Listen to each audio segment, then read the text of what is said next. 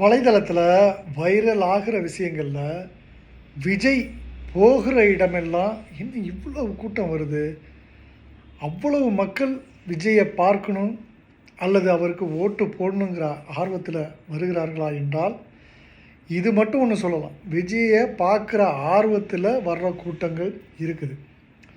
ஆனால் இன்னும் சில செய்திகளை நம்ம பார்த்தோம் அப்படின்னா, வலைதளத்தில் வர்ற செய்தி, இப்போ விஜய் போகிறாரு, ஒரு ஏரியாவில் கூட்டம் இருக்குது. அதாவது முதல் முறையாக போகும் பொழுது அவர் கூட்டத்தை கூட்டி அது எப்படி காமிச்சார் அப்படிங்கிறத அந்த கரூர் மக்களே சொல்லிட்டாங்க. ஏன்னா அவர் வந்த அந்த குறிப்பிட்ட நேரத்தில் வராமல் அந்த குறிப்பிட்ட நேரத்தை தாண்டி அந்த மக்களெல்லாம் காக்க வச்சு அதில் எவ்வளோ மக்கள் பரிதவிச்சு இறந்துலாம் போனாங்க. 41 பேர் இறந்து போனாங்க. ஆனால் அவர் சரியான நேரத்தில் அங்கே வந்திருந்தார்னா அந்த இறப்பெல்லாம் தவிர்த்திருக்கலாம். அவர் வராதுக்கு காரணம்னா கூட்டம் கூடணும் அப்படிங்கிறத ஒரு ஜனநாயக ஃபோக்கஸு, அந்த படம் எடுக்கிற ஃபோக்கஸ் எல்லாம் வெளியில் அதெல்லாம் மக்கள் அறிஞ்ச விஷயந்தான். இப்போ அதெல்லாம் மக்கள் சொல்லும்போது என்ன சொல்கிறாங்க அப்படின்னா, அந்த கூட்டம் வரும்போதே அவர் வரும்பொழுதே அவருடைய அந்த முகத்தை காமிச்சிருக்கலாம், அந்த ஜன்னலோர பகுதியில் உள்ள அந்த கண்ணாடியை இறக்கி விட்டுருக்கலாம், அல்லது அந்த வாகனத்தில் நின்றுக்கிட்டே வந்திருந்திருக்கலாம். அப்படி பார்த்துருந்தா கூட அந்த கூட்டம் விலகி போயிருக்கும். ஆனால் இவர் போக போக அந்த கூட்டங்கள்லாம் என்ன பண்ணுது அப்படின்னா, அவர் போகிற இடத்துக்கே வருது. அதுவும் இல்லாமல் அவர் போகிற இடத்துல ஏற்கனவே கூட்டம் கூடியிருக்கோம்ல, அந்த இடங்களிலெல்லாம் கூட்டங்கள் என்ன பண்ணுது அப்படின்னா அப்படியே நிற்பாங்க. இப்போ இவங்களும் போவாங்க. இப்போ இவங்களும் போகிறதும் அந்த கூட்டங்கள் எல்லாமே சேர்ந்து தான் என்ன ஆகுது அப்படின்னா, கூட்ட நெரிசல்கள் ஏற்பட்டு அந்த இறப்புக்கு காரணமாச்சு. ஆனால் அந்த இறப்பையே திசை திருப்பினாங்க, ஆளுங்கட்சி மேலே பழிய போட்டாங்க, அவங்க சரியான பாதுகாப்பு கொடுக்கலன்னாங்க.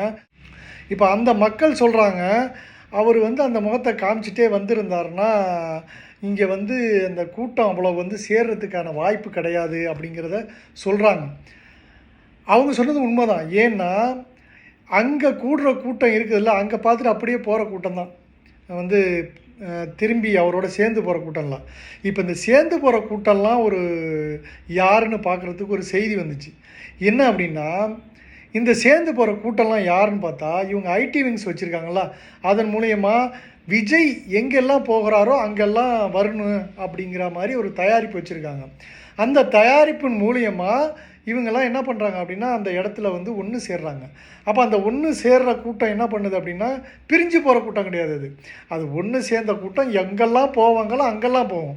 ஒரு 1000 பேர் 2000 பேர் அரேஞ்ச் பண்ணியிருந்தாங்க அப்படின்னா அத்தனை பேரும் அங்கே தான் போவாங்க. எங்கெல்லாம் போகிறாரோ அந்த இடத்துக்கெல்லாம் போகிறது. அப்படி போனதுனால தான் விஜயோட கூட்டம் எங்கே போனாலும் பிரம்மாண்டமாக காட்டப்பட்டது. இப்போ ஒரு 5000 பேர்னு சொல்கிறாங்க. 5000 பேர் இருக்க மாட்டாங்க. ஒரு 1000 பேர் 2000 பேர் இருந்துக்கிட்டு 5000 பேரும்பாங்க, 10,000 பேரும்பாங்க. காரணம் என்னென்னா, அந்த உள்ள கணக்குப்படி அங்கே அந்த குழுமி உள்ள கூட்டத்தை பார்த்தாலே 1000 தான் நம்ம எண்ணிக்கையிலே வந்துடும். அப்படி தான் இருக்காங்க, அப்படி தான் பண்ணுறாங்க. அப்படி பண்ணி தான் இந்த கூட்டங்கள்லாம் பிரம்மாண்டமாக ஆக்குனது. எல்லா கூட்டத்துலேயும் இவங்களை கொண்டு போய் நிற்க வச்சு அந்த கூட்டத்தை பிரம்மாண்டமாக ஆக்கிட்டாங்க. விஜய் அவர்கள் அந்த போகிற கூட்டத்தை எல்லாம் உடனே கேன்சல் பண்ணிட்டு போகிறதுக்கு இது ஒரு காரணமாக இருக்கும். அவருடைய காரணங்கள் பலவாக கூட இருக்கலாம். போகிற இடத்துல கூட்டம் இல்லாமல் இருக்குது அப்படிங்கிறத ஒரு லைவ் மூலிமா நான் பார்த்தேன். ஒருத்தர் லைவ் போடுறாரு, வில்லிவாக்கத்தில் அந்த வண்டியெல்லாம் வருது, வாகனம் வருது. யாருன்னா முதல்ல அந்த காவலர்கள் வந்த வண்டியெல்லாம் வருது, ஒன்று ஒன்றா போகிறாங்க. இந்த பக்கத்தில் பார்த்தீங்கன்னா மக்கள்லாம் யாருமே இல்லை. அவங்க நிற்கிற பக்கத்துலேயும் 1-2 பேர் நிற்கிறாங்க. அப்போ வர்ற ஒரு ரோடு தவிர ஒரு ரோடு இருக்குது, அந்த ரோட்டை கிராஸ் பண்ணி மக்கள் வரணும், அங்கே தடுத்து நிப்பாட்டிடுறாங்க எப்போதும் போகிற மக்கள். இப்போ அந்த வண்டி வர்றதை அவ்வளோ நேரம் பண்ணி பொறுமையாக அந்த வண்டியெல்லாம் வருது. அந்த வண்டி வரும்போது அவங்களோட அந்த கூட போவாங்க பாருங்களா, அவங்க எல்லாம் அந்த வண்டியோடு சேர்ந்து வர்றாங்க. அப்போ அந்த வண்டியோட சேர்ந்து வரும்பொழுது இவர் காமிக்கிறாரு லைவில், இது தாங்க கூட்டம், இப்படி தான் அந்த மக்கள்லாம் ஒன்று சேருது. பின்னாடி போகிறவங்கலாம், வண்டியில் போகிறவங்களாம் யாருனாக்கா அந்த கூட்டம் போகணும், அதுக்கப்புறம் வீட்டுங்களுக்கெல்லாம் போகிறாங்களா, அந்த கூட்டம்லாம் போகுது. இப்போ இந்த கூட்டம்லாம் சேர்ந்துக்குது. இப்போ விஜய் ஒரு இடத்துல போனார். அங்கே போகும்பொழுது டிஎம்கேவோட கூட்டு வைத்த அந்த கூட்டங்கள் எல்லாமே அங்கே நிற்கிது.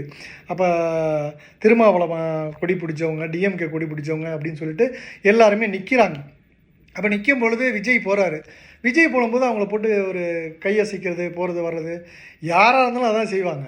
ஒரு நடிகனை பார்த்துட்டாக்கா, அவர் பார்த்த ஒரு சந்தோஷத்தில் என்ன பண்ணுவாங்க அப்படின்னா, கையசைப்பாங்க.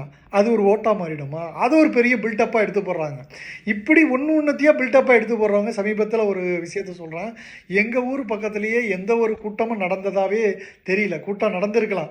ஆனால் அது ஒரு தடவையோட முடிஞ்சு போச்சு. மக்கள் இன்னும் வந்து அவங்க பிரச்சாரம் பண்ணுறவங்களாம் பார்த்தாக்கா நான் எங்கேயுமே பார்க்கல.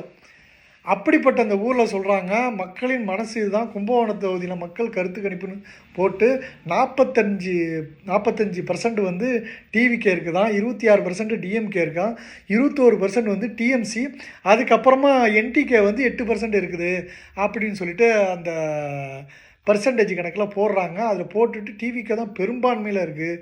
ஏன்பா கும்பகோணத்தில் தான் நானும் இருக்கேன், கும்பகோணத்தில் தான் நானும் இருக்கேன், இதே கும்பகோணம் தான். டிவிக்கெல்லாம் அந்த அளவு கிடையவே கிடையாது. எங்கேயோ ஓரத்தில் இருப்பாங்க. அவங்கெல்லாம் வந்து பெரும்பான்மையாக இருக்காங்கிற பரப்பி விட்றாங்க பாரு. இதெல்லாம் ஒரு பில்டப்பு. இப்படி தான் பண்ணி பண்ணி மக்கள் மனசில் போய் திணிச்சு அவங்கள கொண்டு வந்துடலாம், அவங்கள வென்றெடுக்கலான்லாம் பார்க்குறாங்க. ஆனால் எதற்காக விஜய் வந்தார்? ஓட்டை பிரிக்கிறதுக்காக வந்தார். அந்த வேலையை சரியாக செய்துக்கிட்டு இருக்காரு அப்படிங்கிறது மக்கள் மனதில் நல்லா பதிஞ்சு போச்சு. அதனால் மக்கள் வந்து விஜய்க்கு வாக்களிக்க மாட்டாங்க, விஜய்க்கு கண்டிப்பாக வாக்களிக்க மாட்டாங்க. அப்படியே வாக்களிக்கிறவங்களா இருந்தாலும் அவங்க ரசிகர்களாக இருப்பாங்க, ரசிகர்களை சேர்ந்தவர்களாக இருப்பாங்க. மக்கள் நல்லா சிந்திச்சிட்டாங்க. இந்த ஆட்சி நல்ல ஆட்சியாக வரணும் அப்படின்னா பழைய ஆட்சி எந்த அளவு அவங்களுக்கெல்லாம் வசதிகள் செய்து கொடுத்ததோ அந்த ஆட்சி தான் திரும்ப எடுக்கக்கூடியவர்களாக இருக்காங்க. அந்த ஆட்சி தான் வரும் அப்படிங்கிறது வந்து எல்லா மக்களுக்கும் தெரியும். அதோட இந்த செய்தியை நம்ம முடிச்சுக்குவோம். இதை பற்றி இன்னும் நிறையா பேசக்கூடிய வீடியோக்கள்லாம் இருக்குது, போடுவோம் இன்ஷா அல்லாஹ்.